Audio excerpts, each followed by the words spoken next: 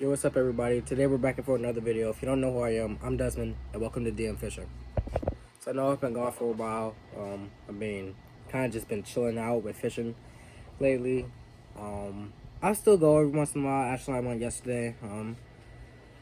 And yeah, I caught a little snook yesterday. I'll put that on the video here.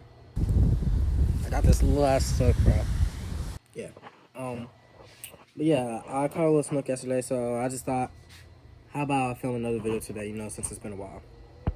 So what we're going to be doing in today's video is I'm going to be showing you how to set up a rod and reel from scratch. Okay, I'm going to be showing you how to put your line on.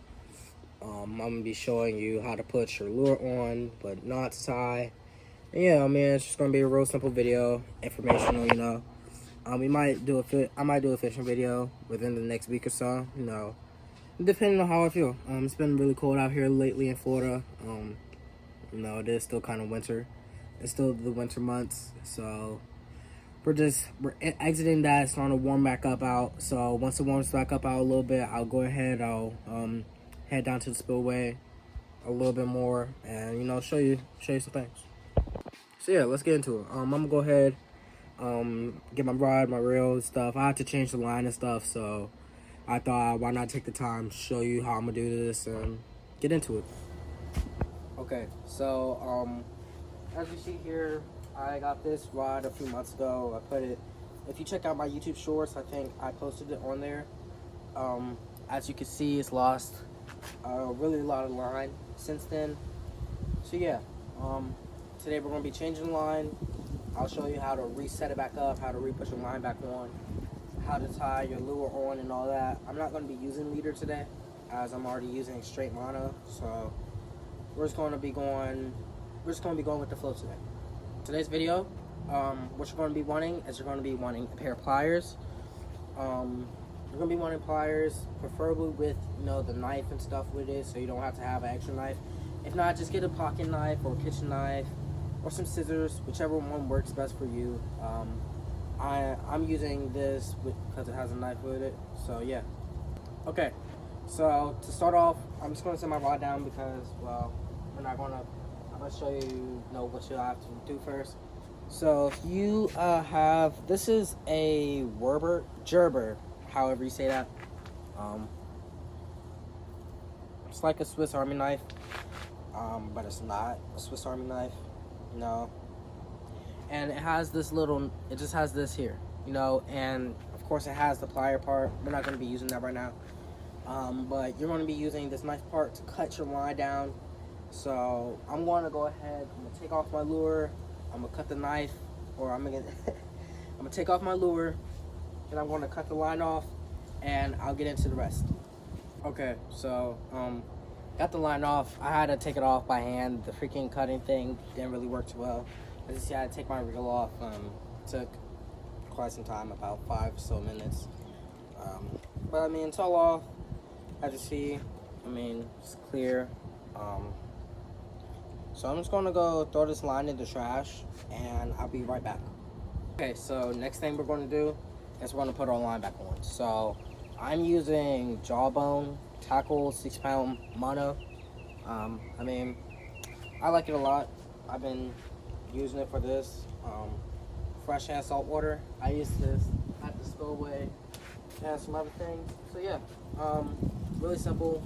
We're just gonna get our line, we're gonna put it back on here. I don't think I taught you guys how to do that yet, so we're gonna go over that today too, I guess. Of course, what you're gonna do is you're gonna take your line off. I got a tangle around my finger a little bit. You take your line off. I would take it off about 3 or 4 feet. I'm just gonna sit this on the ground here. And what you wanna do is, don't forget, this is very crucial and important stuff. Open your bail. Open it. So that way you don't mess up, because that really sucks. There's other tricks, to fix that, but I'd rather not. So what I like to do is I like to get, I would say about a foot of line, and I would wrap it. So about a foot down, I wrap it around, and once you've wrapped it around a few times, you want to tie a simple union knot. So it should be like this once you finish wrapping it. You want to get your tag. You want to get your tag in. You just want to do a uni knot. So you make your loop around the two lines.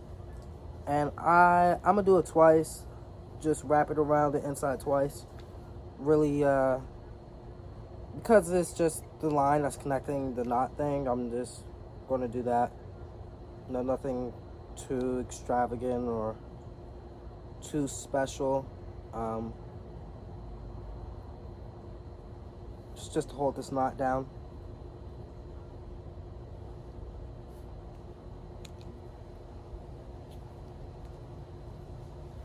As you see, it's down, and then really you just want to get something to cut your tag. So you want to snip your tag in tiny, but not too tiny. I don't know if you can see that. Yeah. Really, you don't want it super tiny so it slips when you're reeling, but you want it tiny enough that it doesn't slip, okay?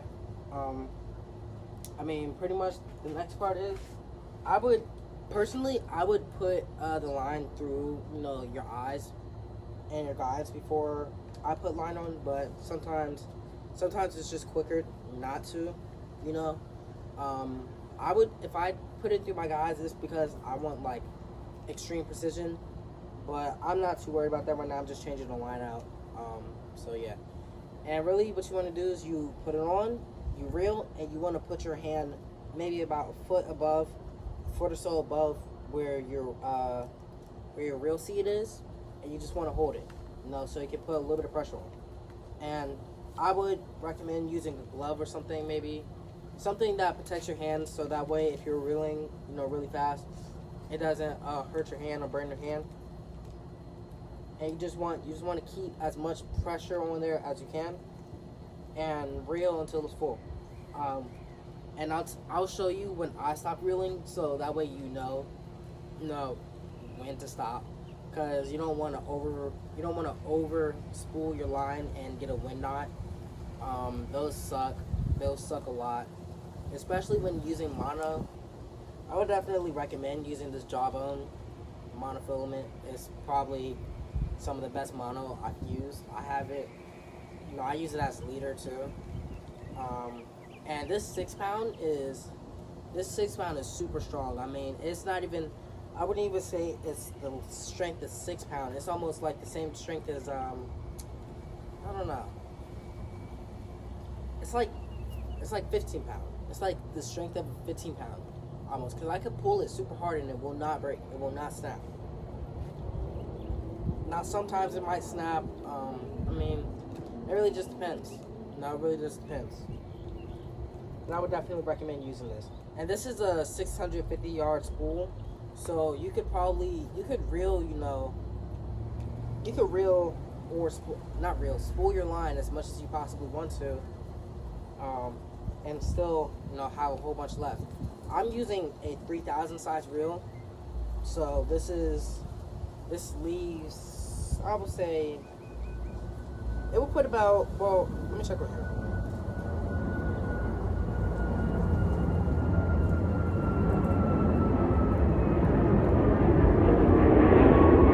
So, 6 pound, if you put 6 pound on here, it's 240 yards, and that's 650. So far I've put on 480 yards of line so far. Meaning I should have around 230 yards of line left. 200 yards? No, 220 yards of line left, I would say. I'm not really that good at math, so can't really say exactly how much. But like, the goal is that you can use this a few times, if you want to spool a 3000 size reel. And if you want to know the combo, this is a Okuma fuel spin. I got it from Dick's for like $60. It's really good. I've been using this for salt water, fresh water, brackish water. I've caught snook on this. I've caught bass. I've caught peacock bass. I've caught Mayan cichlids. I've caught a crab. That'll be on the video there. as you see, that's pretty cool that I caught a crab with this. Now, yeah, I mean, it all depends. You know, it all depends on however you want to use this. That's just how I'm using it, you know. So we're done spooling. As you can see, it only took about 3 or 4 minutes. It's all the way spooled. I would stop around there. I don't want it going over the edge because then I would get a very horrid wind knot, and we do not want that at all. So I'm just going to take out about a foot so I can put it through my eyes, or not a foot, a few feet, so I can put through my eyes.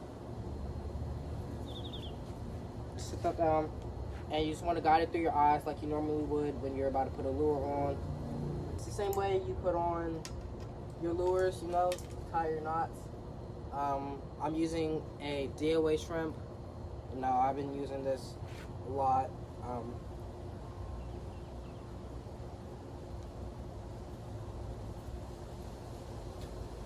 It's possibly the best lure I've ever used, you know, to catch little snook or stuff. It's a little, like I said, it's a little DOA shrimp. You can probably get these at your local tackle shop. They're pretty much everywhere. You don't really have to go search for them at all.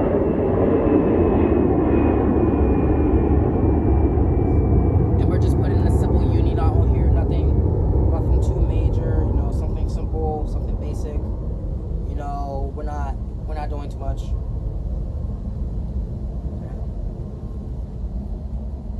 Don't forget to lick your line or put some type of moisture on there every time, so friction. And just like that. You know, just put it through. So I have a hook holder and I have a hook keeper. If you don't have a hook keeper, then you can use the eyes, like you can use the outer part of your eyes. Never put it in the ceramic part, because that will break your eyes and that will cost you money to either replace it or go get it fixed. So, I mean, I think there's places where you can go buy a hook keeper to put on. I mean, yeah, it's really that simple. I hope you guys enjoyed this video. If you did, please like, subscribe, turn on post notifications so you never miss an upload. If you want to see more information videos like this, you know, please comment down below. From now on, I'll be trying to post once a month or so, once every couple months, depending on how things go. And yeah, like I said, if you really enjoyed this, make sure to drop a like and leave a comment. Yeah, hope you guys enjoyed. Peace.